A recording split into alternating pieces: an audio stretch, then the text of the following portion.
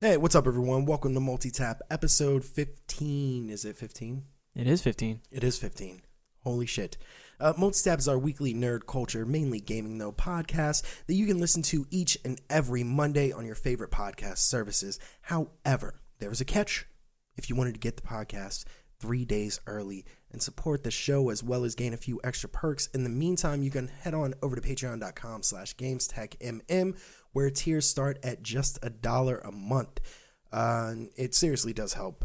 So thank you. I'm your host, Enzo. Joining me today is your not so humble co-host with the most, BDB Bruno. What up, what up? What's up, man? How you doing? I'm doing pretty all right. What about you? Yeah, not too bad. Not too bad. Your audio levels in your headphone where they want to be? Yeah. All right, good. So let's get into what we've been watching, playing, reading, so on and so forth. Why don't you go ahead and take this one away? All right, yeah. My games this week are Battlefront 2, the recent one, not the one from 2005, although that one is still The shit one? super great. Listen, it ain't perfect. Battlefront 2 is broken, right. dude. I still maintain it's broken. I can't disagree. But anyways, I also played a little bit of Minecraft the other day, which was really fun. Stayed up for hours playing it, though, so that's always the worst part of it. And then played some Harry Potter and the Goblet of Fire on PS2. I haven't played that game since I was like 10, I think. It was weird going back to it. I thought it was going to be a lot worse. And it's still not great, but it's better than I thought it would be going back. And then, other than that, I've been watching Thundercats, the reboot version that Cartoon Network did in 2011. That only got one season, right. And it was super great, and everyone can suck a dick if you don't like it. I don't think anyone didn't like it. I think that they didn't know it existed. Probably. Yeah. I don't know why they canceled it. I mean, it could have been a thing like with Young Justice. No, I 100%. They said that it was because the shit with Young Justice. So for those who don't know, Young Justice was a very popular Justice League kind of spinoff cartoon where they did like just a younger version with fucking Aqualad, like Superboy, Aqualad, and shit Robin like that. And stuff. The reason it was canceled is because Cartoon Network said that the merchandising for it wasn't paying off. Like, it was a popular show. Yeah, like I love that show. It was what's considered a successful show. However, the merchandising wasn't up to par with other shows like Adventure Time and Regular Show. I can't remember what else was going at the time. I think Uncle Grandpa might have even been going at the time or some shit like that. Shows like that. And then the Thundercats reboot was the exact same thing. They said it was a successful show, but that they were moving to a model where merchandising would be better for the shows that they were running. And so they canceled both of these shows right around the same time. That's and terrible. For the same reason, yeah. I mean, they brought back Young Justice, so hopefully one day we can get but via more Thundercats. Netflix and whatnot. I never watched it. No, they brought it back. The DC streaming app actually brought it back with a third season. But I thought Netflix did that. Netflix only does the DC original series. No, but I thought specifically when Netflix was doing Clone Wars the last season, they signed on Netflix to do Young Justice. No, it was from the DC app. Oh, but I don't know what Netflix the fuck I'm thinking of then. Netflix had Young Justice on there. They had the first 2 seasons. Okay, I got you. And then I'm sure have the third season on there for anyone who lives in a country that doesn't have the DC app, like what they do with Titans and everything like that. Or if you use a VPN. Truth. Like today's sponsor. No, I'm just kidding. Imagine that. We don't have any How awesome sponsors. would that be if we could segue sponsorships like that? No, because we wouldn't do sponsorships mid-episode. I don't really care for sponsorships mid-episode. No. I think it breaks the flow of, like, if we did, it'd be like right in the middle between segments. Mm-hmm. I wouldn't do that. This isn't YouTube. It's a podcast. But I never got to see the third season of Young Justice, so I don't know if that's any good. But I love the first 2 seasons. Just get a VPN. Yeah, and I'll have to watch Titans too. I've never seen that either. Yeah. No. For me, I've been just playing Ghost of Tsushima. How's that going? Slower than I would care for, but it's you dying a lot? No. It's just I'm not dedicating the time that I want. We finally finished up the studio. We need to clean it up one last vacuum. I think we need to get some of the rug placements down, shit like that. But it's just been, I just, my time allocation is shit. Yeah. We really need to get better. And when I say we, I mean I feel like a broken record every single time I say that. Yeah, that's fair. But hopefully once we get done with that, you'll be able to go in and finish that. Yeah. Other than that, I don't know. I haven't watched anything. I haven't. Nothing. Yeah, it's still the same like time allocation thing. A lot of it, I spent a lot of time reading up on some of the stories and so on and so forth. There was some. This week's been just fucking. God, It's been weird. Mm-hmm. Weird comic book related news. Before we get into all of that, though, typically we go into random topics, non-nerd culture sometimes. And we're not doing that this week. Again. We're going to go into... Yeah, no, sorry. Sometimes it's hard to get non-nerd culture topics. Yeah. It seems like everything in nerd culture is so pop culture now that it's kind of hard to find anything unless outside. Unless we went to like politics, but I don't feel like doing that. I don't really feel like doing that. Not a big fan of that myself. No. And there's not much else that I think either of us are into. No, and the problem is that like we would seem like we were kind of agreeing with the norm of politics, but like within the gaming sphere, but we really don't. Like it's left, but it's not as far as some of them go. I think they go into crazy ass territories. But anyways, this week I want to talk about why do video game movies suck. And I specifically want to talk about it in the framework of like, we have this Uncharted movie apparently still coming. I think the Sly Cooper movie, I think that's still coming. There's a Ratchet and Clank movie coming via Another Sony. one? Yeah. Okay. Or a show. I should look into that. I'm not going to right now, but we're going to haphazardly talk about it. Kind of. But then I do want to touch real quick, though. There have been successful video game movies. And Bruno, name some of them off real quick, and I'll ask if you can see a pattern here.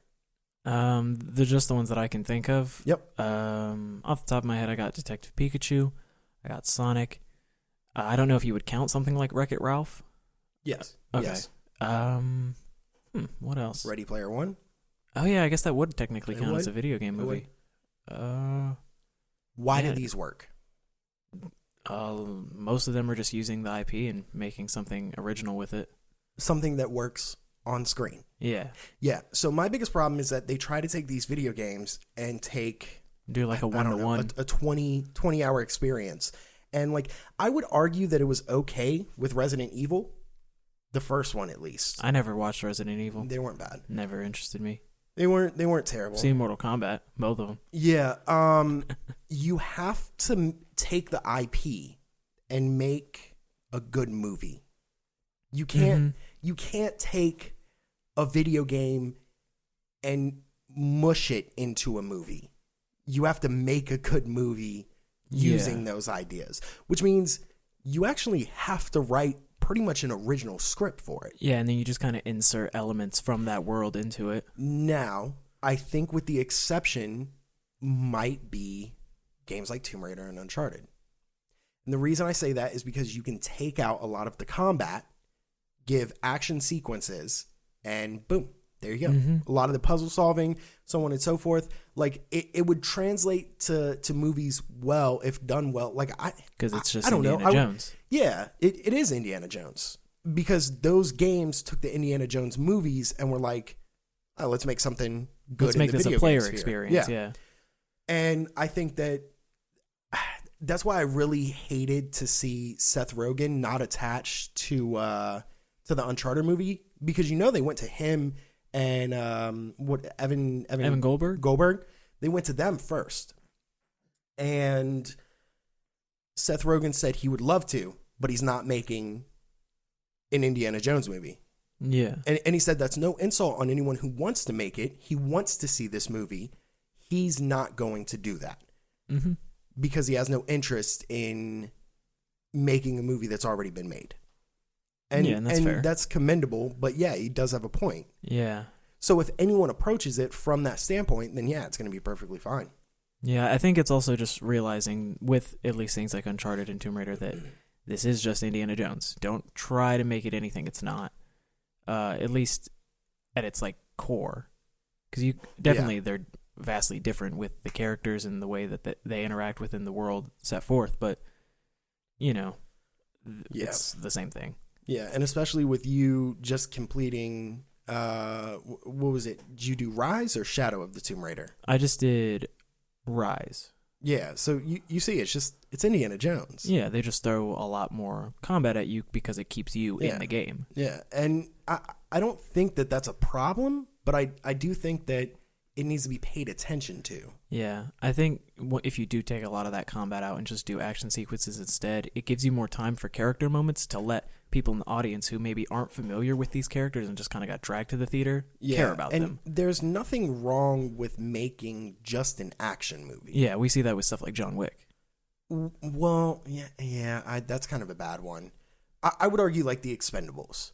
So like John Wick has better writing than The Expendables. Okay. John Wick. So you're talking about just like those popcorn action flicks that you just sit and enjoy. The Transformers, Michael Bay movies. Yeah. There's nothing wrong with making. They're eye candy. I think that the idea to deter people from going to them or somehow guilt people into feeling like you shouldn't enjoy this because there wasn't some prophetic story told to you and you weren't fucking enlightened. Like at the end of the day, entertainment should just be entertainment. It's okay. Yeah, you're just supposed to have a good time. Yeah, like not everything needs to be a Nolan movie. Mm-hmm. I can't For sure. wait to see Tenet. Oh yeah, I wish that it was in some sort of digital form and not only in theaters right now because I'd love to see it, but I don't. Yeah, I'm not going to theaters. I'm not going either. But damn, that movie looks so good. Yeah, no. There are a lot of people who don't like it. Tenet? Yeah. Yeah. I haven't looked at any reviews for it yet. I wouldn't look at reviews. I don't care for reviews. Typically don't. But what I would say is, so what I was talking about is it looks pretentious, and that doesn't mean I don't want to see it. That means just that it looks pretentious. Like it kind of does. And I think that sometimes media can go wrong by trying to tell a story and putting too much importance on itself. You know what I mean? Yeah, and that's definitely a problem within a lot of movies, I feel, at least, just being that I do watch a good bit of movies, a lot of movies that I know you probably wouldn't want to watch just because it's not your thing. And I can definitely say a lot of movies seem like that, especially indie films. And I'm able to just go, all right, I'll watch it anyway. Yeah. And then you can always tell through watching it, though, if that's kind of felt throughout the entire film, or if it's just at like a trailer glance. Yeah, and I would even say Inception feels this way. Inception feels this way in a lot of different ways. I would argue that Interstellar was different. It doesn't. Yet it still has that like this is different feel to it. You know what I mean? As where like Inception. So how do I put this the best way? Inception was rightfully so almost pretentious. Like does that make sense? Like Inception felt like it was akin to someone walking in a locker room and being like, you see how big my dick is? I got the biggest dick in here. Look at how gargantuan this cock is. But it was true. You know what I mean? Like I get it. It was like a very interesting example, but I get it. This is how you're supposed to make a storytelling movie experience that is so divisive, mind you. People still don't agree on how that movie was. Like how that movie ends. Oh, okay. And Nolan's never said. Yeah, I kind of like that. Yeah, as where like Interstellar, and that's the way they marketed Inception, by the way. Yeah, I wouldn't know. I only have ever seen Inception. Mm-hmm. Yeah, I don't know why I just got those mixed up. Inception, like way after it had come out, because at the time I wasn't really interested in watching anything that wasn't Star Wars or Lord of the Rings or a superhero. Yeah. So it was I think the main thing though is Interstellar was marketed poorly, I think. So Interstellar was marketed in a sense that, like, the reason why I didn't see that movie is because it looked like there was another movie with Clooney and Sandra Bullock. Gravity? In space. Gravity. Okay. And I never saw Gravity, but what it looked like was like this this kind of love story between Clooney and Bullock, and it was just this nonsensical in space, or he does. I can't remember. I never saw it. But Interstellar was marketed kind of in the same way, where I thought it was a love story between Anne Hathaway and McConaughey, and it was not. Bro, that movie is so fucking good. It's probably one of my favorite movies of all time, and so's Inception. So Nolan, like, and Dark Knight. So Nolan, like, he knows what he's doing. And I can't wait to see Tenet. With that being said, this does seem like he's swinging that big old dick again. Yeah. I mean, you know what I mean? It was described mostly as Inception, but with time travel. Oh, dude. So, like, I'm sure he's even, like, pretty much aware of that, but I think this is a film that he's finally able to do. And I feel like because he does weird, like, time jumps in a lot of his movies, you can kind of tell that this is what a lot of his work's been building for, and any Nolan fan's probably really going to enjoy it. But yeah, I haven't, of course, seen it, so who's to say? I'm definitely going to fucking watch it as soon as I'm able to. And yeah. I have a feeling I'm going to like it a lot. Probably. I mean, Nolan has a good... Yeah, they do their fighting scenes, like the stunts. They actually did the stunts backwards. Yeah, well, which I thought was really cool. Yeah, because he doesn't like using CG. Yeah, like how he filmed Inception. Minimalist. Have you ever looked into that? With like some of the scenes, like the part where they are like spinning in the room on the walls. Yeah, they turn the set. Yeah, they had a set that moved on a gyroscope. Yeah, it was really cool. That and is then when insane. He did Dunkirk, I know a lot of the military vehicles, he didn't want to CG them in, so he just had like the cardboard like paintings in the background. Yeah, and just used perspective. Nolan is really fucking good. Yeah, the movie he used the most CG in is Interstellar, and that's because you can't really film that without it. Oh, but to get back to topic, video game movies suck because they try to take the video game and make it a movie instead of take the property and retell it as a movie. Yeah, I don't understand why they don't understand this. Yeah, it's weird. Because, like, to touch on last week's subject, the best games based on movies, game devs seem to understand this concept fine. We're going to take a movie, a property, and we're going to retell it in a video game. Like, X-Men Origins is a terrible fucking movie. X-Men Origins Wolverine is an amazing game. Like, it is so fucking good. It was one of the best games of that generation. That's insane. And it's because they took the fucking movie and just made a good game. I don't understand why studios like movie studios can't do this with games. I don't know. It might also just be a little bit easier in probably most cases, I'd say. I wouldn't say all, but for taking the movie, making it into a game, at least when it's something like, I guess, in X-Men, you can throw in those random you just action kind of scenes. Extend it. I think it comes down to people still not understanding video games, and we're just getting to a point where they do. Like, for example, J.J. Abrams said that one of his favorite creators is Hideo Kojima. Mm-hmm. Hideo. Sorry, I didn't mean to. Let me say that correctly. But yeah, he said Kojima is one of his favorite creator. I would love to see an Abrams Kojima thing. Yeah, give me Abrams, Kojima, and Del Toro. And I would argue, oh my god, dude. Can you imagine that? Dude, that would be so fucking amazing. I mean, they've all at some point in time talked about collaborating. Individually. I feel like that'd be like one of the coolest things and one of the trippiest things to ever be made. Yeah, this is why Kojima games are so good. And I don't care what you say about any of his games. Death Stranding was a walking simulator. Yes, it was. And he somehow managed to make it interesting. The Metal Gear games, Kojima, because there's that art that's there. Like it is an art with him. Yeah, because he understands the art and then adopts art to video games. Yeah. So it's a different thing, and it's really interesting to see. And I think that finally we're getting to a point where movie studios realized that they weren't making money off of video game movies, so they stopped making them. And then there were people within the studios who play games, who like games, but that's not their medium. They have an appreciation for it, who go, I'd like to adopt it in my medium. Yeah. And they do that quite well.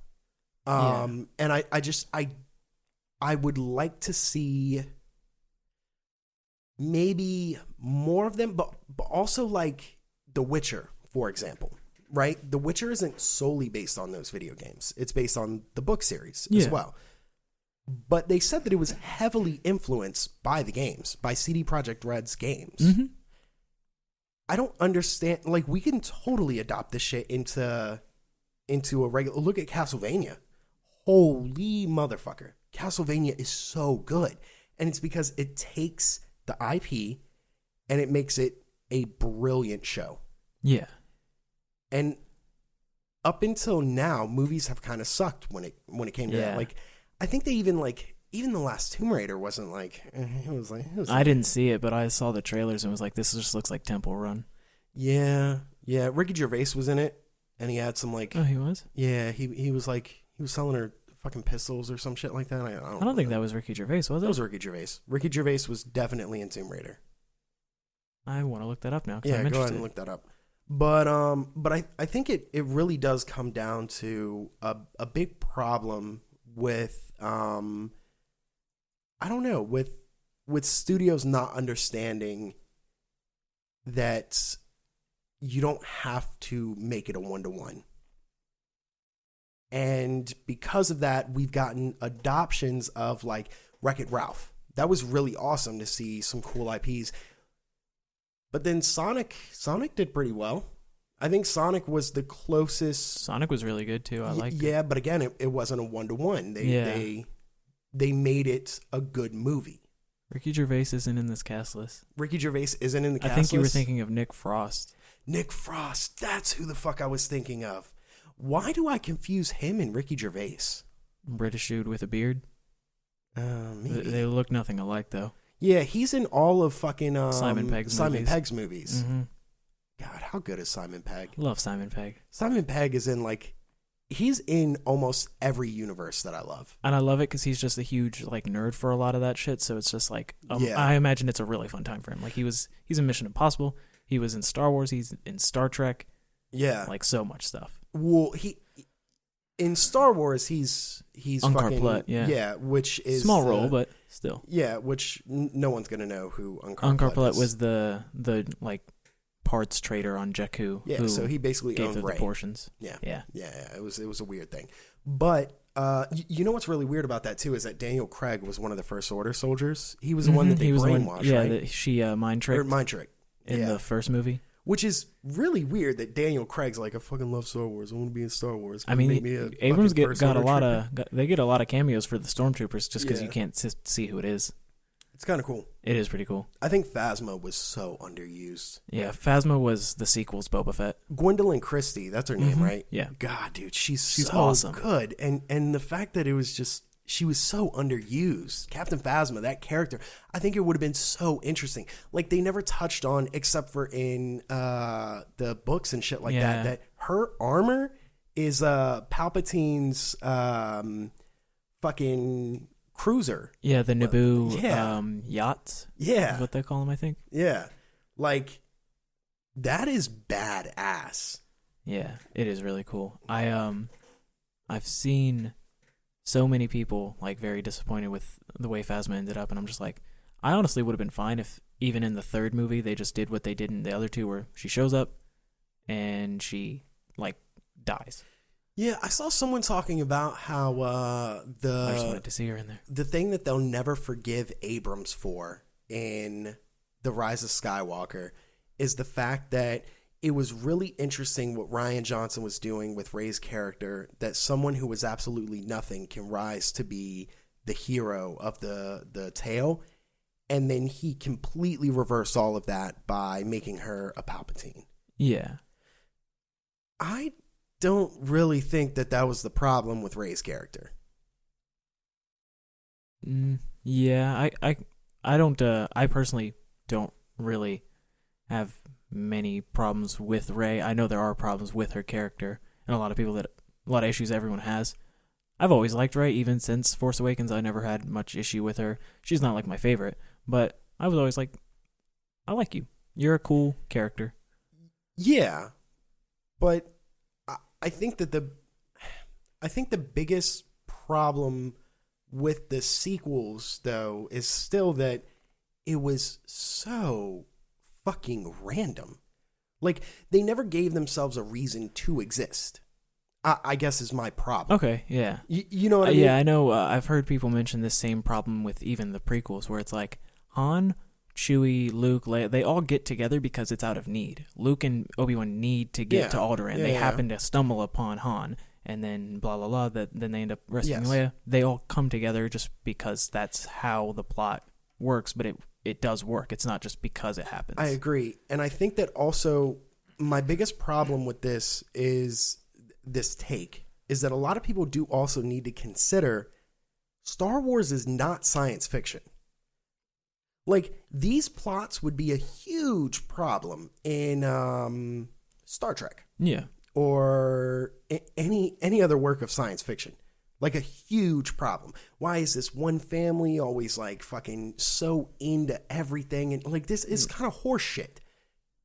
That's not what Star Wars is. Star Wars is a fairy tale. Yeah. It's the equivalent of a fairy tale in space. Yeah, and it's all based off of different forms of mythology. So exactly. That makes sense why it's... So for this main story, it's all of these people. But a fairy tale still needs a purpose to exist. So my problem isn't that it's nonsensical, almost whimsical in its storytelling to where it doesn't need to make sense because it's telling said story. Like the original trilogy. It doesn't need to make sense because it's telling a story. Yeah. The first ones were elaborating. The prequels were elaborating on said story. I'll give it a pass. They're building the tragedy of Vader. The sequels, though, I didn't ever feel like they had a reason to exist. No, they really don't. And that's my biggest problem with them. It's not. It's just they didn't have a reason. And I think that again, harping on our point last week that it isn't necessarily Rian Johnson's fault, though we hate the fucking movie. Whoever was at Disney, i.e. Kathleen Kennedy, they should have either doubled down on whatever Johnson was doing or not let him choose his own path. Because I think that's why they made such a disjointed trilogy. Yeah. Like it really is when you look at that trilogy. You can watch all of those movies like, separately and they all don't fit together. No, none of them fit together. And it's just like, okay, well, all right, I guess we gave Rian Johnson it's the almost keys. Like We're they're going to have doing, to double down. It's almost like they're doing like a what if, like how Marvel does that Marvel what if series where it's like, oh, what if this character was actually this character? Yeah, kind of. It's like, we're going to use these same characters, but what if they're in this situation?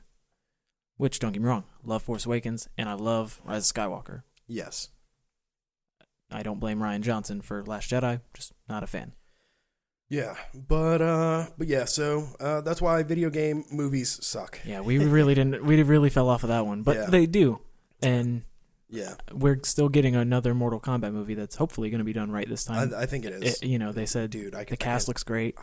Ed Boon they're filming in Australia, I think. Or I don't know if they're filming currently, of course, but that's where the location is. Ed Boon's doing it? Well, it's his property. He's not making it. I'm sure he's financially backing it, but I don't know who's directing it. Oh, okay. All right. Bet. For a little bit, they had the Fast and Furious director attached to it, right? I'm not sure. I don't know enough about not the Fast and Furious, but the Mortal Kombat movie. Yeah. Just because I'm trying to stay away just so I can watch it and be excited. Yeah, let's go into our next segment, which is our game suggestions of the week.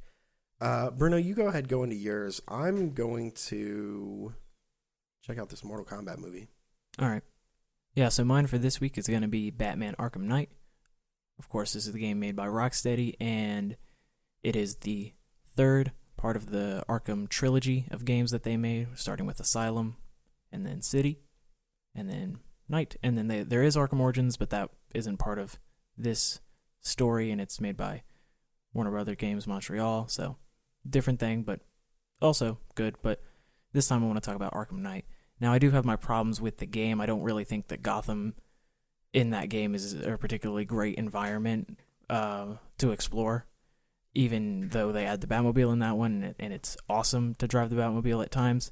It kind of controls poorly so far as the driving, but that's getting a bit too into it. I think the story is really why I love that game. It's my favorite story of the trilogy, and it has some really great character moments and some really good moments for Batman, who's like always this like stoic, like very strong, almost unemotional character. You kind of see moments of him being a little bit more human, I'd say. He doesn't fully like break down at any point and, you know, become like an emotional mess, but he's definitely more open, I guess, is the best word I can use. Arkham Knight's the only one I didn't beat. It's good. Yeah. It's good. The story, the way it ended was pretty car interesting stuff. That's fair. I'm not a fan of it either. Really I don't really play much games with cars other than GTA, but even then I don't really try to drive. That's why I really loved Arkham Asylum and Arkham City. Yeah. Arkham Knight didn't interest me. I think I own it on Steam. You might even own it on Plus because it was on PS Plus a while ago. Doubtful. And it's on PlayStation for $4.99 at the time of recording, so hopefully it is by the time this definitely publishes. go out and get that if you got nothing else to play. If you're done with Ghost of Tsushima and you're just waiting for Cyberpunk this fall, go ahead and do that. Yeah, for sure. It's also on Xbox for $19.99, but once again, another reason you should get Game Pass. It's on there for console. So like we've been saying a million times before, just get fucking Game Pass. It's worth it. And then it's on Steam for $19.99 as well. Yeah, we're not even Xbox fanboys. No, not really. Just really pushing this Game Pass shit. Oh, for sure. It's such a good platform and business model. It's the biggest bang for your buck in gaming. Oh yeah. Like it is. There's just so much shit to play. Yeah. There really is. It's so worth it. I mean, the fact that I can play Halo on there is great for me because that's the main thing that I play whenever I do go on there. I'm gonna probably try and go back and replay all of the campaigns once they release all of them. Even though I never played Halo 4, but I heard the campaign's not good. I'll try it for sure. But Halo, I'm trying to think which one was 4. Was 4? I don't know anything about the campaign, so I wouldn't know. Halo, I think 5 was Guardians. Yeah, 5 was Guardians. Yeah, 5 wasn't. I know 5 wasn't good either, but yeah, I'm not really looking forward to those, but I want to try to get the whole story. The whole thing. Yeah, that's fine. Yeah, I mean, I've definitely been playing a lot of Halo 3 multiplayer, so I'm still enjoying even the older ones, so I don't even really need the newer ones or even Infinite, the newest one, eventually, whenever that comes out. It looks really fun, though. Yeah. So. And that'll be out next year, 2021. Yup. My game suggestion for the week is Nintendo's 2017 Zelda Breath of the Wild for Wii U and Switch. Play it on Switch. Yeah, play it on Switch. It's playable enough on Wii U. I don't. If you have a Wii U but not a Switch, write into us. I am fascinated at the kind of person you are. Please let me know. Yeah. Anyways, it is $59.99 digital. You can get it Target, Amazon, Walmart. Physical for $49.99 though. Overall, a really solid game. Like it's really good.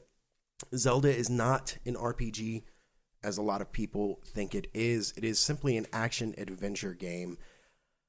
I really like Zelda. Zelda is, I would probably say that it's like a RPG light in the sense that like you don't really do stats.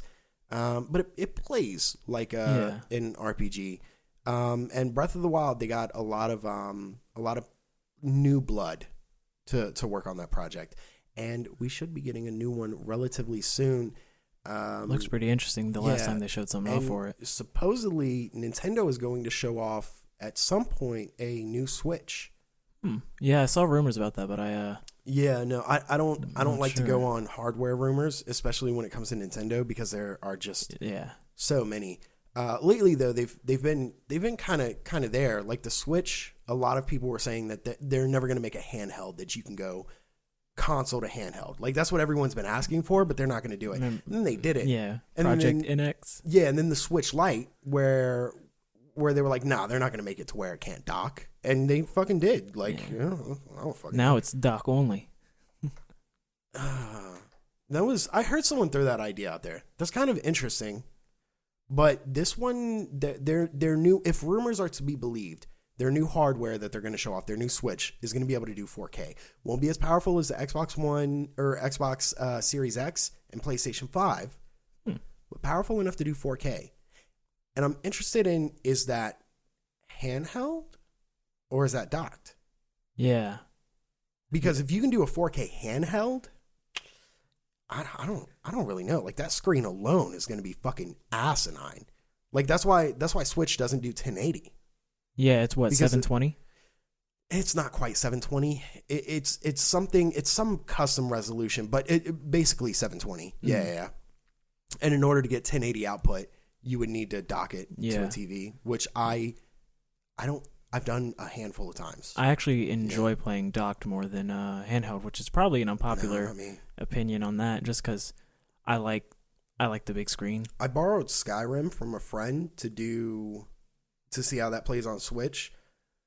I had to give it back. I was like, this is so dangerous. Switch, like handheld Skyrim. Dude, I was like, this is preposterous. It's really hard for me to restart Skyrim because I've done it 5 times. So I really just was like, I'm going to play this just to get the Zelda items, and then I'm done. And then I did. Yeah. But speaking of, since we were mentioning Breath of the Wild, this is a really good game. I will, however, say, probably another unpopular opinion, not my cup of tea. I don't know, the game just, it can't keep me interested long enough. Like, I definitely beat it. It kept me interested enough to do that, so I'm like I said, it's not a bad game. It's really good. Like there's so many good things about it. It's just not for me particularly. It's not even like it's those people who's like, oh, this isn't a traditional Zelda game, so it's not my Zelda game. It's just this one didn't click with me the same way that I guess some of the other ones do. My favorite one is still Link to the Past. That one's always one I go back to. A Link Between Worlds is pretty good. Yeah, I really like Link Between Worlds as well. Link Between Worlds. But I can't deny that Breath of the Wild, even though I just said can't keep me interested, I have jumped back in every now and then to try out some of those DLC things that they have, like the bike and the really hard mode, which I can't play because it is really hard. Yeah. But yeah, very good game, and definitely one of the best Zelda games to play, I'd say. I mean, I hear that complaint a lot, that like one of the biggest complaints is there's almost too much to do. It's like overwhelming. People just have no interest in it. I think that's a good complaint to have. Oh yeah, for sure. And that's not even necessarily mine, because I actually, when I first started playing, it was the initial awe of like, oh my god, this is a Zelda game. This has never been done with this, and the world's so interactive, like how you can climb damn near. You actually can climb everything, actually. I'm pretty sure, right? Yeah. Yeah, and you just have to have the stamina for it. Yeah. And it was, I made sure I did all the main dungeons, and I did a lot of the shrines and all.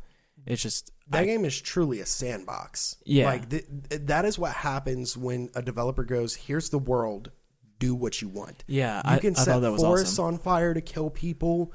You can cut down a tree to then use it to make fucking a bridge for yourself if you can't particularly get across. Yeah, like, dude, it's fucking crazy. I saw whenever you first played the game that you, with 3 hearts, got through the part of, I think it's the Hyrule Castle, right? The Hyrule Dungeon. The Hyrule Dungeon, yeah, and you got the Hylian Shield, which is a really hard boss fight. Like that's a one-shot hit or a one-shot kill. That entire area is one shot. It was like playing fucking Dark Souls. That shit was fucking insane. Yeah. But yeah, no, I did. That's on my Instagram. If you want to go check that shit out, at GameStacking, man, flawless on Instagram.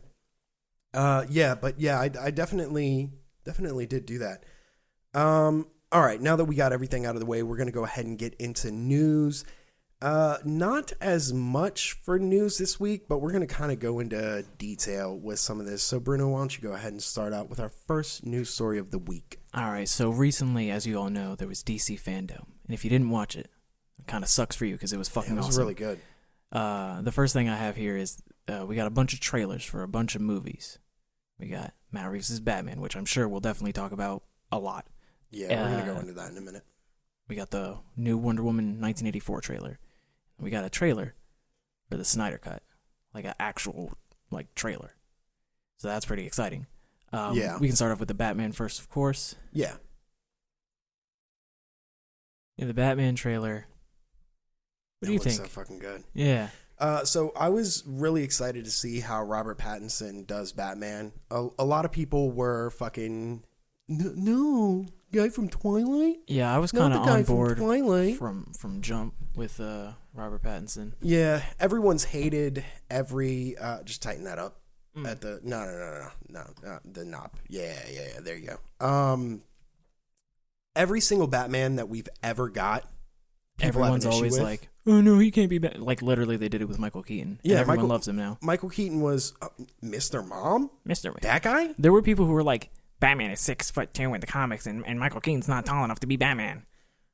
Then I don't know what they did with Val Kilmer. They probably just didn't want Val Kilmer. This is fucking awful. And then George Clooney, I imagine. I don't know. Those two I don't pay attention to. No, which they're bad. Rightfully so. Christian Bale. He was coming off of The Mechanist. The Machinist? The Machinist. I always say The Mechanist. The Machinist. Yeah, it's The Machinist. Where he was, holy fuck, was he skinny. And then he bulked the fuck up for Batman. And a lot of people now, for some reason, it's very popular to hate his take on Batman. Yeah, I don't get that. I do really like what I'm seeing with... Don't get me wrong. His voice was kind of... Yeah, but it got worse. Like, Batman Begins is prime Batman voice. Yeah, I mean, he'd been doing it for how long? Oh, yeah, I'm sure he was just getting, like, a smoker's voice at that point. Alfred. But, yeah, like, I definitely love what we're seeing with Robert Pattinson's Batman, and I personally really like Ben Affleck as Batman. I still love Christian Bale. Like, seeing all of these new ones, I still can like the old ones. And I still like Michael Keaton's. They're just different takes on the character. And, you know, you kind of got to realize that if you really want the same thing that bad, you're just going to bitch when they do it. Yeah, but people also bitch that they want something different, and then they get something different and it's not. Yeah, they just bitch regardless, so you might as well just do what you want at that point. Exactly. You can't please everyone. No. But you are fucking pleasing me with the Batman, Matt Reeves. Thank you. So there's this one part where the guy's like, who the hell are you? Yeah. And he goes in on him. Fuck out of this guy. I've watched that clip and he's like so many times. I'm vengeance. Yeah. It's so good. Because you expect him to say I'm Batman and he doesn't do it. Yeah. And we're like, oh, fuck. Yeah. Ultimately, it looks really good. I guarantee going to be rated R. I hope so. How it's not going to be rated R. Yeah. I mean, I'll be cool with the PG-13 just because the tone is very dark and gloomy and you know, you can still pull off that version of Batman in a PG-13 setting, I feel. But I think rated R would just make it more grounded in the reality that it's set in. And this movie is going to be independent from any other DC movie. It's going to be in its own universe. Yeah. And that's that. Hopefully, this builds into the Battinson, as he's called, a Battinson universe that just kind of extends itself. I'd like it. Yeah, very much. At least in the realm of Batman. I'm not saying we need to bring in, like, other supernatural elements into this. Like, I don't want to see a Superman in this universe because this is a real setting. Yeah, like a very real setting. And you can kind of tell just based off the way we see a lot of these characters. Like, you see the Riddler, who's duct taping people's faces and writing shit and like blood and all that, and his riddles are, very, much a part of the murder. He's just committed, and he's doing all these weird, intricate things to get at Batman, which still fits the character of Riddler, but we're making him darker, and we're throwing him in what a realistic setting is. And I think you put it perfectly, is that who does the shit the Riddler does, like does all these weird serial fucking puzzles. Yeah, it is serial killer, so it makes complete sense for him to be that. Serial killers in modern day, maybe not modern day, but back in the 90s, 80s, 90s, early 2000s, they were writing into news stations and they were writing into police to kind of antagonize them and get them to almost like there was a chase or something. Like they viewed it as a movie in their own. It was part of it. Yeah. It was fucking sadistic, and I'm not going to go into any real life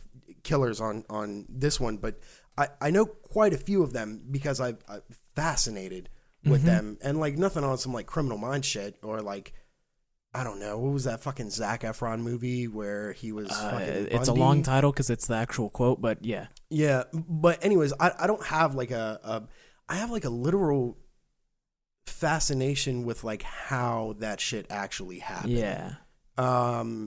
And it really is fucking, Riddler does seem like, when you look at all of his attributes, like he would be a serial killer. Like that probably fits him a little bit more akin to there was a serial killer in Arkham City that gets into the what is it, that fucking angel, Gabriel or whatever the fuck his name was, where you were looking for this particular serial killer over and over, and the fucking, god damn it, what was it? It was a side quest in Arkham City. I wouldn't remember from City. As much as I love that game, I do not remember most of the side stuff. Oh, well, anyways, it seems kind of akin to that, if you know I mean, what there I'm is talking the serial killer in Night, since I do actually remember that one a good bit, who does leave these like bodies hanging, and plays like opera music near them, and leaves a like he takes a piece, like, or he goes after, I don't remember who the killer even is, even though I beat that quest. They go after like people with like physical, I don't want to, I think deformities was what it was, or like people who have implants or anything like that. Yeah, so there was a serial killer. It was I think it was Hush. In City. In City? Yeah, it was Hush. Oh, I don't remember City and Hush in City. I know he's in Arkham Knight. Yeah. Huh. Yeah. Huh. Yeah, I guess that's what it's saying. I don't remember it being Hush, but I remember the whole thing. Yeah, so anyways, it looks a lot like that, and I'm fucking there for it. It seems really good. Oh, yeah, me too. I like the way they're doing all these characters. They got Zoe Kravitz as Catwoman in there. She looks really dope. So they also said that this Batman is not going to be an origin story. Nah. It's going to be like a year 2 Batman. So he's still like a pretty green early Batman. Yeah, like they said he's going to make mistakes that Batman wouldn't normally make. Because he's not and Batman judgment yet, calls that Batman wouldn't normally. I mean, we see him pummel a dude when the Batman we all associate with is the one who could just counter move, knock him out. Yeah, no, he pummels the shit out of this guy. Seriously, if you haven't watched this trailer, which I'm sure you have, just go on YouTube and look for Matt Reeves' The Batman, and it's pretty fucking awesome. good. Colin Farrell's Penguin, you don't even know it's him. Yeah, it's so hard to tell. No, you can see like really the scars on his face, and I'm like, oh shit, maybe he gets like some sort of plastic surgery to make himself look different. I don't know. That is the whole thing.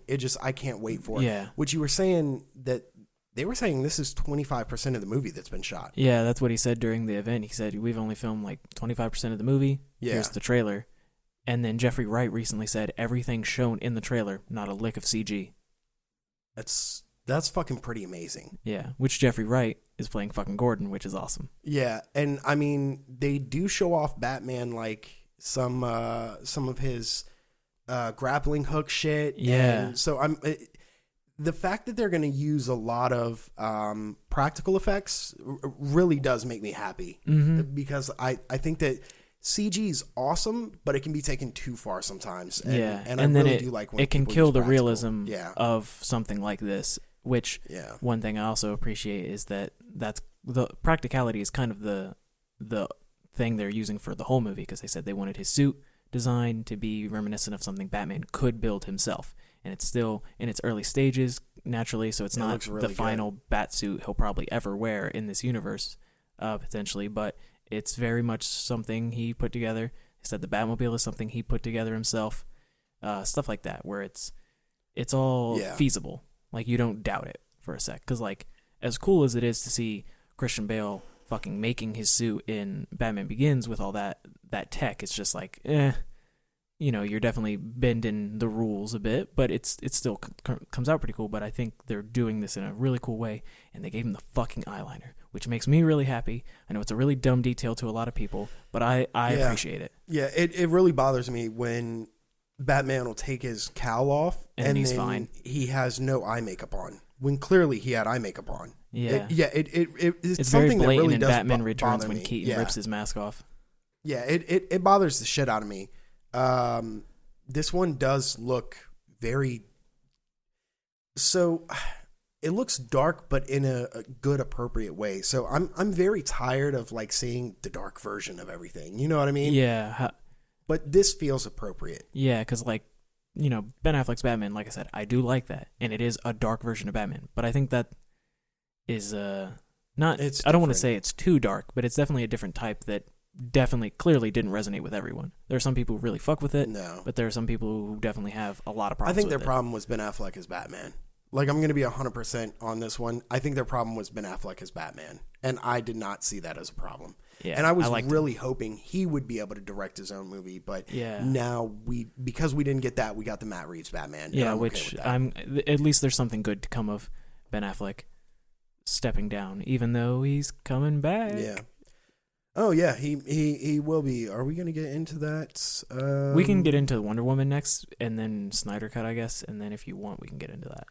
Well, I wasn't really going to go into the Wonder Woman 84. That movie's finished, so we weren't really going to touch on that too much. But we see our first look at the cheetah. We get a bit more of the plot details. Yeah, some funny moments with Steve Trevor being alive in 1984 because it's not his time. Yeah. Definitely looks cool. I'll definitely have to see it. I haven't even seen the first Wonder Woman. Unfortunately, I just never got around to it. I'm definitely going to watch it, and then whenever this one's available on like digital or something, I'll watch it. Yeah, and or whenever it's actually available. The Snyder Cut of Justice League is coming. Yes. We got kind of a first look at that. It was really weird. They did it in 480. Yeah, I don't know why that was the stylistic choice for the trailer, but I liked what I saw from the trailer. Yeah, so it didn't bother me too much just because of how pleasing the trailer was. Basically, I might be able to watch Justice League all the way through for the first time. Yeah, so, I never have. I always get up to where they introduce Flash and then I'm out. No, I fall asleep. I get to the Steppenwolf fight. So you get through a good bit of the movie. I always get up to Barry and then fall asleep. Nope. It's not even because Barry's not interesting. That's always where I clock out at the movie. Ezra Miller as Barry Allen's pretty good. Yeah. Yep. It's I know a lot of people have their complaints with it because it's not comic Barry or their version of Barry they like, but I'm cool with it. But while we're on that, because we're not really going to get into it later, they did give some information on a couple other things. So Flashpoint, and when I say a little information, I really do mean a little, and Black Adam. So Flashpoint's going to be the next Flash movie with, they said that fucking Ben Affleck's coming back as Batman, that he's an important part of this tale. And also fucking Michael Keaton is coming back as Batman. Yeah, and that's so weird. Yeah. Like, I really cannot wait to see this movie. Yeah, and they showed some concept Michael art Keaton is with fucking Batman. Barry's new suit he's going to get, which they said is made by Bruce Wayne. Some Wayne tech. And in the back, you see Michael Keaton in his Batsuit. So it's not even like he's the old Batman Beyond mentor Bruce Wayne. He's Batman. Yeah, I can't wait for that. And then, of course, Black Adam is going to be played by Dwayne The Rock motherfucking Johnson. This looks good. I wonder if they're going to keep him as a villain or if he's going to be like an anti-hero kind of Deadpool kind of character. I'm intrigued, especially because they did mention they're introducing the JSA finally in this universe, and maybe they're going to try to make him good. but they showed off what members of the JSA they got. So we're going to see Hawkman, we're going to see Cyclone, Dr. Fate, which is who I'm really excited to see, and Atom Smasher. Yeah. Yeah, I am very curious as to how these movies are going to go, because they are introducing some pretty weird shit that, for like, if you like comics, you're like, oh wow, really? I don't exactly know if that's going to translate to moviegoers well. I don't know. I mean, we kind of thought the same thing with stuff like Guardians. Well, yeah, no, I'm not saying that, but I'm saying it's a weird step for DC to take. Yeah, I mean, they are doing it with the Suicide Squad one, though, which we did see a little peek of. Not enough to really comment on. No, but it's got a promising. lot of names attached to it, and I think a lot of them die. I guarantee. Yeah, you I can definitely see a a lot. I can see a lot of them. You know who I don't see dying though? Who? Polka Dot Man.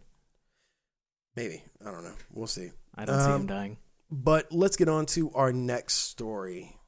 All right, yeah, the next one is also out of DC Fandome. Sorry, guys, I fucking liked it.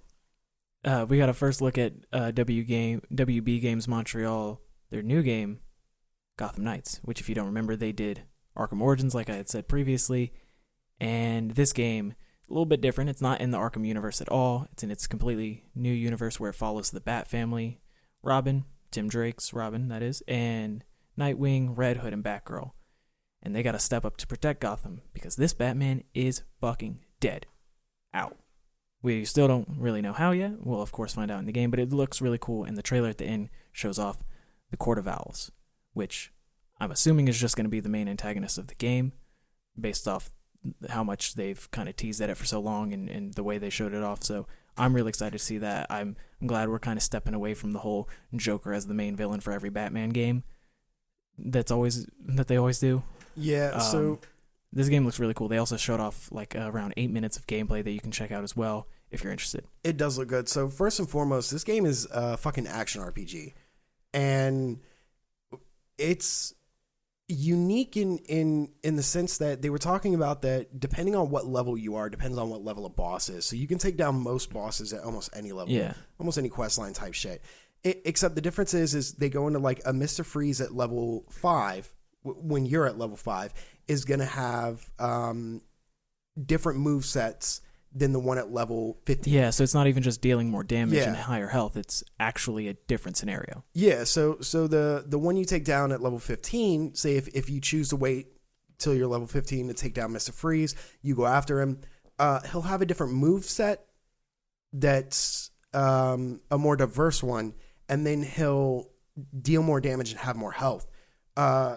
So it seems like in the same way that God of War changed difficulty, where like the enemies didn't just take more damage and deal more damage, they actually had a different move set. Like if you play God of War on a different difficulty, they have different move sets. And some of them you only see depending on how difficult you set the game. So that seems really interesting. The one thing that I will note with this game is that, yeah, you can play all 4 of them. You switch between characters. This game does look really good. Aesthetically, it kind of looks like the Arkham series. But the art style is indicative of the animated series. So it seems like meshing those two together, it looks really good. I can't wait to play it. Yeah. Montreal, like WB Montreal is a pretty solid studio. And you mentioned that you can play, like swap throughout any of the 4 characters throughout the game. The game is also going to have a co-op feature where a friend can jump online and hop in at any moment and drop out at any moment, but it's only 2 people. So yeah, it's kind of doing that similar thing that Avengers is doing, but just with 2 players. But I still like the way this game looks than what I played of Avengers. So I'm not even going to worry about that game now. I'm just going to worry about Gotham Knights. This shit looks awesome. I'm excited. It looks really good. Now, in the same breath, in that same kind of switching between characters thing, Rocksteady showed off their Suicide Squad Kills the Justice League game, which we were talking about before. Rocksteady, of course, made the Arkham trilogy, which Origins, made by WB Montreal, isn't considered part of. So we're talking about Asylum, City, and Night. This game looks really good. We got to look at the specific squad that we're going to be able to play as. and it's going to be Harley Quinn, Deadshot, King Shark, and Boomerang. As the title suggests, you're going to be trying to take out the Justice League, who are seemingly controlled by Brainiac. The game is set to release for next-gen consoles 2022. So I want to get into one thing, is that Gotham Knights looks aesthetically like it's in the Arkham universe. But Suicide Squad Kills the Justice League actually is in the Arkham universe, but it looks much more colorful. It almost looks to, me and you both talked about this, that we got a oddly fucking Sunset Overdrive vibe to it. Of course, a game that Insomniac did for Xbox One's launch, and that was exclusive to them for quite some time. It really does look, for whatever reason, aesthetically like that game, and I'm not entirely sure why. It is interesting because you did mention it's in the Arkhamverse, and then when we saw like our first look at Superman, just from what I've played of the Arkhamverse with all the Batman games, that doesn't look like how I would picture him in that universe. Which, don't get me wrong, he doesn't look bad. It's just weird, and I know the game does take place in Metropolis rather than Gotham, so naturally you are in a much more brighter, more lively city. But it is very like strange to see that universe in a different tone and light entirely. Yeah, which I'm all for it. Harley Quinn is going to use her bat, and it looks like a fucking shotgun. Deadshot's going to use his guns, of course. King Shark is going to, for the most part, use those like double swords. Machetes. Yeah, and then Captain Boomerang is going to use his boomerang, and it seems like a teleportation sort of. Yeah, it's like a teleportation super speed looking thing. I don't know enough about those characters to know entirely what their abilities are, especially King Shark and Captain Boomerang. Harley Quinn and Deadshot, pretty self-explanatory. I mean, it looks good.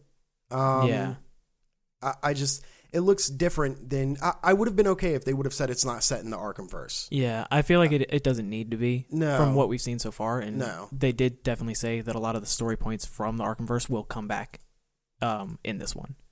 Yeah. So it's definitely not just going to be like, oh, it's in the Arkhamverse, but it is completely detached at the same time. It's going to definitely have some callbacks, and that'll be interesting to see for sure. I wonder what if they'll have any Easter eggs specific to the Arkham games, or if it's just going to reference more so like Batman and his identity being revealed, depending on when this takes place, I guess, within the timeline, because I don't know. I think this continues it after Night, if I'm not mistaken. Yeah. But this game's also going to be one where you can swap in and out between each of the characters, and you can build them up in your own way, and they're all going to have their own interesting play styles. And this one is going to be 4-player co-op. Like we said before, not to keep comparing games to Avengers, but it will be very similar to that type. Yeah, it feels like they saw what Square was doing, and then decided to do it better. Yeah, which both of these games look better. Oh yeah, like vastly better. And we didn't even see gameplay for Suicide Squad, but just the trailer alone has me sold on it. I'm definitely going to play both of them. The one I'm mostly excited for though is Gotham Knights, just because I love the Bat family, specifically Robin. Yeah, it looks fun. But let's get into our next story. Fucking weird games. Yeah, I know you're not excited about this game, and I will admittedly say I'm kind of constantly on the fence, leaning on and off. But we got a new look at the Lord of the Rings Gollum coming from Daedalic Entertainment, and they also gave a little bit more information. Oddly enough, real quick, I want to get into that studio. So they made they're only a team of 90. They're a German studio, and they didn't make any games that anyone would know, except for quite possibly 2010's 20,000 Leagues Under the Sea. Now I remember this game. I don't 100% remember all of it, but I do. I was like, oh, that's weird. They don't make shit that you would have ever heard of. So yeah, with that in mind, let's go ahead and get to the rest of that fucking story. Yeah, some of the stuff. There was a whole like teaser trailer that was shown, and then they talked a bit more about the game itself. And the lead game designer, Martin Wilkes, said that the game's mix of stealth and vertical parkour and some of the combat. He said if you want a reference, just to have one, basically, is Prince of Persia is what he listed, and that kind of caught my eye because I would have never thought a Gollum video game would play anything like Prince of Persia in the slightest. Now, don't get me wrong, there's a lot of other elements in this game that are definitely probably not going to play like that, like how they mentioned there's going to be the choices that you make that will affect the gameplay later on, and how there's not a particular good and evil. You have Gollum side, Smeagol side, one's a bit more aggressive than the other, but it's not like you're choosing a morality scale entirely. It looks interesting, and then they talked a bit about the design, and they said initially they were really into doing like some very interesting designs. Like they said at one point they had Gollum being like super huge because they said Tolkien gave no size reference, which for he fucking is a bit weird considering he's a hobbit. Yeah, he fucking did give a now. Okay, so this is what pisses me off about this game from jump is that I'm all for new experiences. Playing as Gollum sounds interesting. Tell me how you're going to do that. Starting out by saying that you were thinking about taking a approach where Gollum was really big. They said 6 or 7 foot, right? It was something pretty massive considering his actual size. Tolkien never gave a specific frame of reference for the character, like description. That's not fucking true. Yeah. That's just unequivocally false. And even if you want to be one of those people to go off technicalities and say, well, Gollum is technically one of the river folk, which isn't necessarily the exact same as a hobbit, they are branched off. They compared them to hobbits. They are a branch off of hobbits, basically. I believe the exact term was like sort of cousins of hobbits. Yes, essentially is what they are. I mean, so like, what the fuck are you talking about? There was a complete frame of reference. I've seen there. illustrations from the Hobbit book, and I don't know if this was pre or post Lord of the Rings, but it was having Gollum as this massive creature. I've seen illustrations of certain artists do that for some book. Yeah. And every time I see those, it's weird naturally because I've seen Gollum as the Gollum that I know, but it's also like knowing just the information from the books gives me enough to tell that this dude is not that big. I think it's what happens when you spark note shit, man. I'm not particularly like, you already kind of lost me. Yeah, you're already they said they are. This doesn't take place in Peter Jackson's world of movies, so no relation at all. It's gonna have complete adaptation from the book. However, they did say when it came to the design, they did realize one thing is that everyone who knows Lord of the Rings in a modern setting knows it mostly from the movies, so you kind of can't make it look too different to where they don't have any familiarity with the character. But they did say they wanted to make a Gollum that doesn't look as I don't want to use the word unfriendly because I know that's not what they say, but they said they want this to be a character that you are fine attaching to and playing as in their skin for a couple of hours. Why Gollum? Because they said they made him a little less grotesque in the face and they gave him a bit more hair, which it's not like they made drastic changes. You can look at him and you're like, this is clearly derivative of Andy Serkis's Gollum, but why Gollum? I don't know. So far as timeline, it's going to take place after The Hobbit, of course, but it's like starts during, I think, the events of the Fellowship book, where it's before Frodo even knows anything of what's going on. So that's where it'll start, and it'll. They said we will see some familiar characters. They didn't list anyone specifically, but we can imagine someone like Gandalf, because during the 17 years Gandalf goes away, he finds Gollum with Aragorn, blah blah blah. But this will take place with Gollum searching for Bilbo and the ring throughout Mordor, and they said they did take a couple liberties with like adding a couple new aspects as far as story, because they said when you look through the anthology of what Tolkien wrote, you just know this is where Gollum needs to end up by the end of the game, and we know where he starts at the end of the game, but he never gave anything of what's in between, which is fair. There really isn't anything in between. We just know vague details of what he did, so they're kind of building upon the story from that. But they said they have worked with everyone at Middle Earth Enterprises and all the with the Tolkien stuff, and they said they've been very pleasant with them, and so I can only imagine they got the the go-ahead to do all the different things that they are doing with the story, because they did say it's not like playing a different side of Gollum like Smeagol or whatever will get you to a different ending, or it's nothing like that. Gollum has to be at a certain place at the end of the game, so he will be there. Dude, I have no fucking interest. Sorry, you can go ahead. No, I was gonna say the reason being, like, this idea of like a stealth mix with parkour. Look, one of my favorite games of all time is the original Mirror's Edge. I played that entire game not realizing I could pick up a fucking gun. Like, keep that in mind. I played the entire game up until the very end where you have to destroy the servers, which I don't give a fuck about fucking spoilers. It's a game from fucking God knows how long ago. You have to destroy the servers. It is literally the last part of the game. All of the combat I got through without ever touching a gun. Ever. When I couldn't destroy the servers, I was like, what the fuck do you do? So I Googled how to beat this particular part, and I saw someone pick up a gun. And I was like, you can pick up guns in this game? So that's just go to show you, like, I don't need combat per se in the traditional sense in a game for it to be, that game is literally parkour. Yeah. I just fucking Gollum?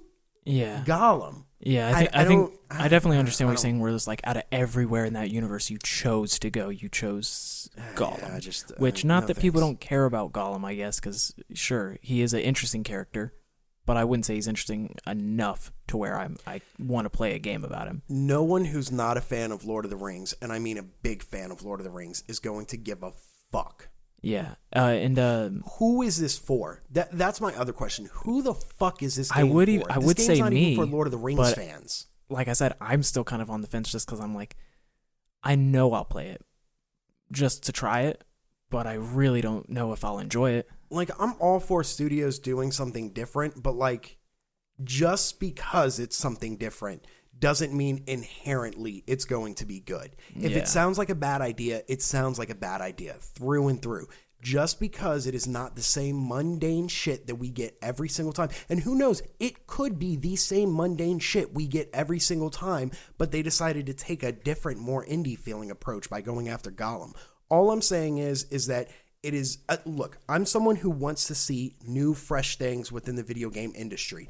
With that being said, I want to see new, fresh things that kind of, that sound like a fun experience, that look good. This does not sound like a fun experience.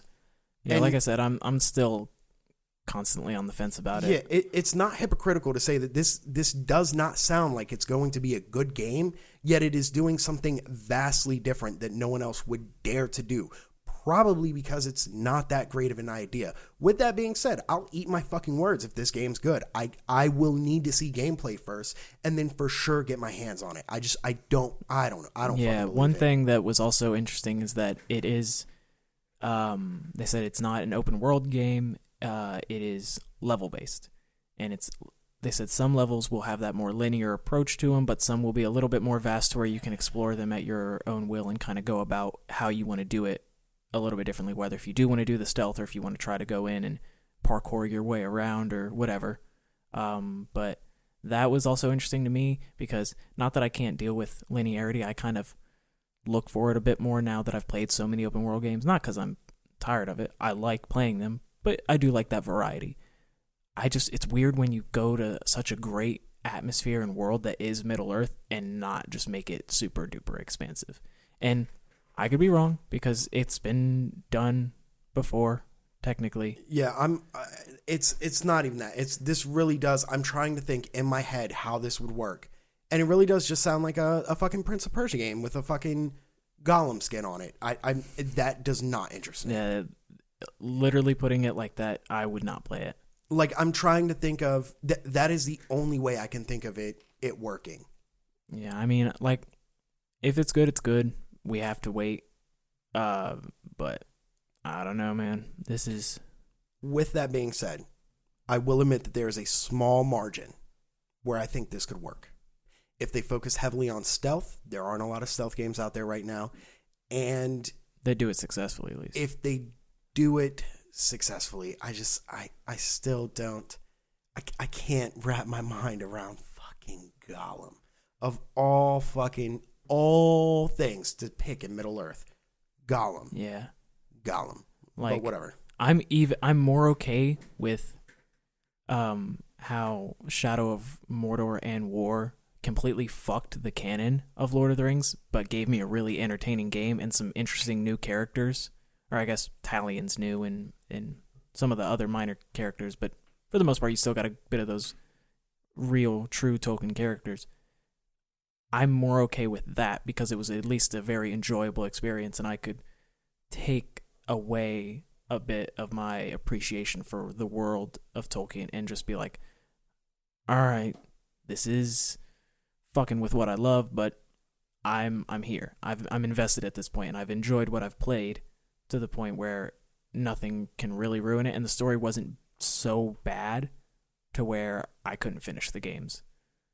So I'm cool with stuff like that. It was bad enough to where I couldn't finish the second one. I don't know. That Shelob shit I didn't get down with. Yeah, that's the main thing for me, but she's not in a decent bit of the game once you kind of get through the beginning. No thanks. But I think we've spent entirely too long. I think we have actually spent like 20, 25 minutes on this. Yeah. So we will go on to the next story. Bruno, if you want to go ahead, this is your thing. This was another one I was also very excited for. And that would be that at Gamescom, we saw, finally, a new trailer for LEGO Star Wars, The Skywalker Saga. Of course, this is being made by TT Games. They have done every LEGO Star Wars game and every LEGO game since, I was a kid, like a really young kid. It's crazy to think of sometimes. But anyways, it was a gameplay trailer, and it gave us a new release window, which breaks my heart because I didn't want this game to get delayed again. I knew it would. Not fucking surprised. I knew in my heart it would, but it was sad to see that it's coming out spring 2021. Now, if they need more time to make this game as good as it looks and really perfect what they got going on, I'm totally fine with that. It's really just me being a little bitch about how I want to play LEGO Star Wars. Yeah, I watched this trailer and was really amazed with what they're doing. I got that immediate feel of like, this is what a LEGO Star Wars game or any LEGO game should be at its core. There were a lot of fun little jokes in there. There was... Yeah, so tell me why this is different. What differentiates this from the other Skywalker Saga shit that they did? Because they put out plenty of fucking Star Wars LEGO games. Yeah, so too many. There were two other ones that weren't as good as the original ones, I guess, because you have the first one, the second one, and then Complete Saga, which just put those two together, that one's everyone's favorite. But then they did 3, which was Clone Wars, which was just broken. That game is like really janky and just kind of fucked up. Like even aside from some of the other aspects of the game, because even the flying at first glance looks like it'd be kind of fun in that game, but everything in that game's kind of broken. And then they did The Force Awakens, which I liked kinda, but it didn't feel the same. I mean like this Star Wars Saga game is going to be seemingly an open world RPG, or an open world action game. Yeah. Which is unlike any other LEGO game. LEGO games are typically linear. You go through your levels, so on and so forth. They got into the open world with, I think, LEGO Batman 2, and even then it was just Gotham. And then since then they've really expanded, and it's always done really poorly. Like LEGO Batman 3, you could go to different planets, and it was just bad. Yeah. I didn't like the open world in that game. Now, this one, inherently, the gameplay is different. They were showing off some of the shooting. It looks like more of a third-person over-the-shoulder shooting compared to what it's been before, which is basically a targeting thing. You target your enemy, no matter where you are, you're kind of hitting them.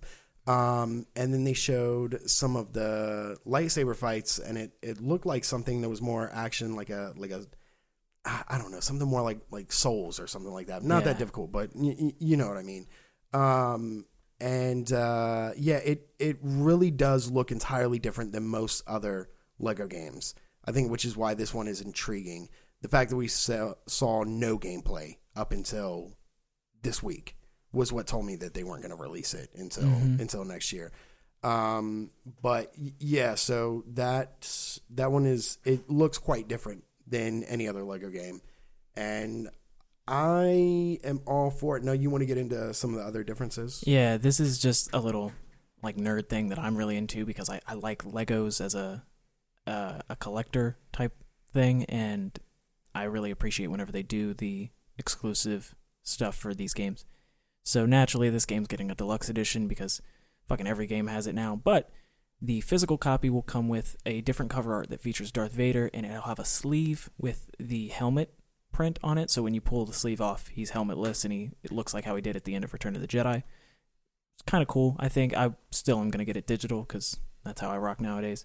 But it'll also come with 6 DLC character packs that'll feature stuff from Rogue One, Solo, and Bad Batch, and they're also going to throw in some other stuff that it wasn't said specifically. People are kind of thinking that it's going to be stuff from Cassian Andor and Kenobi, considering one of the other packs is also from The Mandalorian. So we'll have to wait and see what those two are. But really exciting stuff for me. I think I'll probably get the deluxe just so I can play as these other characters and see what they look like in the game. Even though there's like 500 plus characters being thrown in this game, so you don't really need it, but it's kind of like for little nerds like me. And then if you get the physical copy of the deluxe edition, it comes with a little Lego minifigure that is Luke Skywalker in his Tatooine getup, and he's got a little milk splatter on his face because he's got a little blue milk carton that he comes with, which I thought was kind of funny, and that definitely looks like something worth getting if you're a huge Lego fan and especially a Lego Star Wars fan. So yeah, that looks pretty dope. Yeah, this looks like the first Lego Star Wars game or Lego game that I will play in a very long time because it actually looks like a game that wasn't made for 4-year-olds. And it is very nice to see them realizing they don't need to do that anymore. Moving on to our final stories, though. Chadwick Boseman, actor in The Black Panther, Thurgood Marshall, what was it? 42, Jackie Robinson story. Jackie Robinson died yesterday, August 28th, due to his long 4-year battle with colon cancer that nobody even knew he was dealing with. Kept it kind of secret and was doing his charity work still, as well as working on movies while dealing with chemo, surgeries, so on and so forth. This one is really fucking sucks. So notably, August 28th, 1963 was Martin Luther King Jr.'s I Have a Dream speech, which is it's really kind of a weird, I don't know, maybe coincidence. I thought noteworthy, though. This certainly does suck. It was, me and you were talking about it. It was, I don't typically, whenever celebrities die, it's kind of like, I didn't really know him. Like, yeah. You know what I mean? Robin Williams was one that hit oddly weird.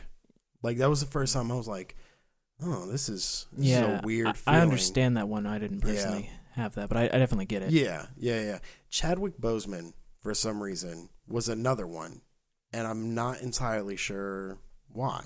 Yeah, I felt the same thing. As soon as I saw the news, not to discredit his legacy, memory, anything like that. No disrespect. Yeah, no. But it is not often that I get a weird feeling whenever there's a celebrity death, and with his, I did, and I don't know why. Yeah, I definitely feel you on that. Like I said, I saw the news and I immediately started making sure that it wasn't some sort of internet prank or anything like that, just because I didn't believe it at first, and then I had seen the official news and everything, and then the post from his official Twitter account that he had passed, and I saw once it really like fully hit that it was true. I felt it, and I was I like you said, not particularly a person who does that when it comes to celebrities passing away, even ones that I do have a bit more of a connection with, like when like someone like Christopher Lee, who was in movies that I adore, and stuff like that. It was always just like I was very much, like, a little bit sad. I was pretty sad about it, I guess, but I didn't feel it internally, I guess, and I did with this one. And yeah, it's just, I mean, yeah, he's got a hell of a legacy though, and yeah, no, for sure. But yeah, so that sucks. Our definitely been a fucking weird year for shit like that. So our thoughts go to his family. Yeah, of course. But getting off of rather depressing news that I'm sure everyone has been just inundated by, but I did want to touch on that. Typically we don't, but that one was a heavy enough one to where we'll go ahead and do that. But jumping off from that, getting on to something that we've been talking about in the previous weeks, which is Apple's Apples for everybody. Apple saga, their fucking conflict. So it has been confirmed that Epic's game Fortnite, its new season, won't be coming to iPhone, iPad, or Mac.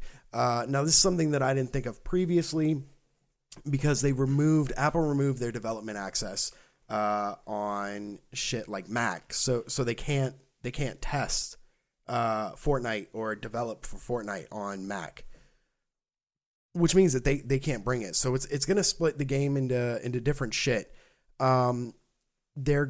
Epic's going to change it to where it's going to allow users who have been playing on iOS and Mac OS to continue. But Epic filed a restraining order against Apple saying that they shouldn't be able to cut off their developer access to Fortnite and their Unreal Engine, which Epic also owns. And Apple, in a very petty move, cut their access off for Unreal, or was trying to. And the judge presiding over the case, Judge Yvonne Gonzalez Rogers, ruled on Monday that it was kind of specific. So it said, one, it's Unreal Engine developer shit should not be terminated, that the status quo must maintain. And basically what this argument was for was ahead of the hearing. Basically, Epic was saying that Apple should maintain the status quo and allow them to release Fortnite for iOS, put it back on the store, so on and so forth. Judge Rogers ruled that the Unreal stuff that was the status quo needs to be maintained, but the Fortnite stuff not so much. So real quick, Apple's response said, and I quote, we thank the court for recognizing that Epic's problem is entirely self-inflicted and is in their power to resolve. Our very first priority is making sure Apple App Store users have a great experience in a safe and trusted environment, including iPhone users who play Fortnite and who are looking forward to the game's next season. We agree with Judge Gonzalez Rogers that the sensible way to proceed is for Epic to comply with the App Store guidelines and continue to operate with the while the case proceeds. If Epic takes the steps the judge has recommended, we will gladly welcome Fortnite back onto iOS, and we'll look forward to making our case to the court in September. Now, Epic said something entirely different. So what the judge actually said was not what Apple said. What the judge said was that the reason why Unreal Engine had to continue its support is that Rogers agreed with Epic that there is potential significant damage to both the Unreal Engine platform itself and to the gaming industry generally, and that there shouldn't be any other bystanders in the form of devs that had nothing to do with this, and Unreal has nothing to do with the Fortnite thing. However, what she did say is that the status quo was disturbed by Epic's move to offer in-app payments via their store and circumventing Apple's. stating that because of that, she cannot grant them the restriction because it was on them when they violated Apple's terms of service and started doing that. Now, the court, the hearing is to find out whether or not Apple's terms of service was legal, and that legally they should have been allowed to do that, because you can't enter into a contract that isn't considered illegal, or that's considered illegal. Now, going to Epic's statement on this very thing, they are really pushing heavy on this whole shit, and they're kind of making themselves a champion for game devs. And I'll show you what I mean exactly by what they said. So in Epic's post, they said, quote, "You as a mobile device owner have the right to install apps from sources of your choosing. Software makers have the right to freely express their ideas and to compete in a fair marketplace. Apple's policies take these freedoms away. Apple's policies are so restrictive that they block gaming services like Microsoft's xCloud, Nvidia, GeForce Now, and Google Stadia from existing on iOS. Apple policies would have even blocked the World Wide Web if it had been invented after the iPhone, because Apple policies disallow running code not reviewed by Apple, accepting payments directly from customers, and accessing content not reviewed by Apple, all fundamental features of the web. These policies, together with Apple's chilling enforcement strategy, directly impede innovation and invention of entirely new kinds of apps, games, and businesses. Epic is one of the many game developers who has long worked to advance better and fairer platform practices such as cross-platform play, communications, accounts, and items in Fortnite on 7 platforms, though now only 6.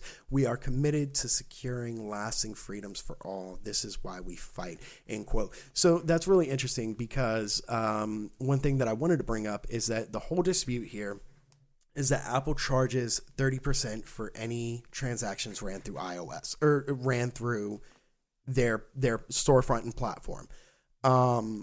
And Epic came to them and said, "We'll make it 10%, or else we're offering our own in-app purchases circumventing yours, because we're tired of paying you 30%. And Apple said, "Fuck off."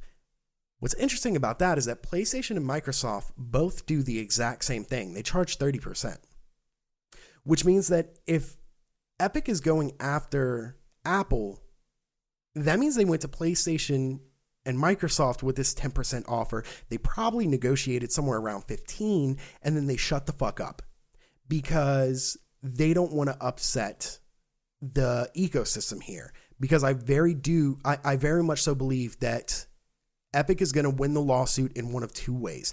They're going to be told that Apple has to allow them to offer a different way to do purchases, or that they allow third-party apps onto their system that aren't directly from the App Store. Both of these are a huge loss for Apple. There's a reason Apple is worth over $1 trillion, the most profitable public company to date, the most profitable tech company to date. And the reason is shit like this. It is not because their shit's so much better. It's because their policies are fucking insane. And they really do crush developers, and they do take that 30%. With that being said, so does Sony, so does Microsoft, which means that they decided to play ball with Epic. I mean, and this is what the problem comes in on: how do you define what a hardware owner is allowed to do with the platform? Because Apple said, yeah, sure, they can do whatever they want with the hardware, but the hardware comes with our software. And by buying the hardware, they agree to not tamper with or alter said software, and they have to agree to use it in order to continue. They have to agree to our terms in order to use it. Now, a lot of people have questioned the legality of some of this shit. Apple's had lawsuit after lawsuit from advocacy groups who do this very thing. None of them have had Epic's money. And I think that is quite notable. They will most certainly win in one form or another, and it will affect Apple's wallet. I think Apple was fucking stupid to pick this fight, especially going after their Unreal dev accounts. their Unreal Engine dev accounts. I'm just very curious to see. Epic says they think that this court case will take about 6 months. Apple said 10. So we'll see. They start next month, and I'm very curious as to what happens. But Epic is rallying a shit ton of support behind them by making Apple look like some Orwellian tech company, despite the fact that Google is just as bad. And Epic is a multi-billion-dollar tech company itself. While more fair for devs, I will certainly say that, you still can't get away from the fact that it is $1 billion company going after another $1 trillion company. So, big fish taking on a bigger fish. There's always a bigger fish. Unless you're Apple. Yeah, fair enough. Then there's not. That is where I think we're going to end it. We're at about an hour and 35. Once we make edits, I think that'll be a little bit better. Bruno, anything else you want to touch on? No, not really, but it is. I am actually pretty interested to see where this goes. You said next month, so is that like? Yeah, they start next month. Oh, that's pretty soon then. Yeah, it'll go on for quite some time. Yeah,